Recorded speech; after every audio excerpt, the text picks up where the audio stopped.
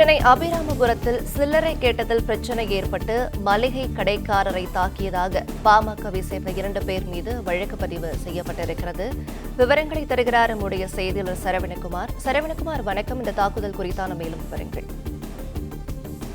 மலைப்புறம் காமராஜர் சாலையில சபரிநாதன் என்பவர் ஒரு மளிகை கடை நடத்திருக்கிறார். இந்த கடைக்கு வந்த பெண் ஒருவர் 100 ரூபாய் கொடுத்ததாகவும், ஆனால் கடைக்காரர் 50 ரூபாய் தான் தாங்கள் கொடுத்ததாக கூறி இருவருக்குமே வாக்குவாதம் ஏற்பட்டிருக்கிறது. இதனால் சிசிடிவியை பார்த்து உண்மைத்தன்மை அறிவதற்கு சிசிடிவியை பார்த்துவிட்டு அந்த கடைக்காரர் அந்த பெண் வாடிக்கையாளரிடம் இரட்டை அழுத்தத்தில் பேசியதாக அந்த பெண் குற்றம் சாட்டுகிறார். இது தொடர்பாக தனது கணவருக்கும் தகவல் தெரிவிக்க பாமகவினுடைய தென் சென்னை கிழக்கு மாவட்ட இளைஞரணி தலைவராக இருக்கக்கூடிய அந்த பெண்ணினுடைய கணவர் சத்யராஜ் மற்றும் அவருடன் பாமகவை சேர்ந்த சண்முகவேல் இருவரும் அந்த கடை உரிமையாளரை சண்டையிட்டு தாக்கியதாக தெரிகிறது. இது சிசிடிவியிலும் பதிவாகி இருக்கிறது.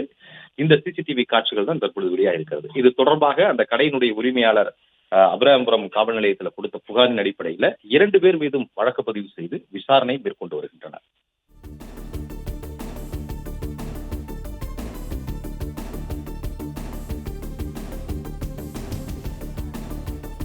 விவரங்களை வழங்கியமைக்க நன்றி சரவணகுமார்.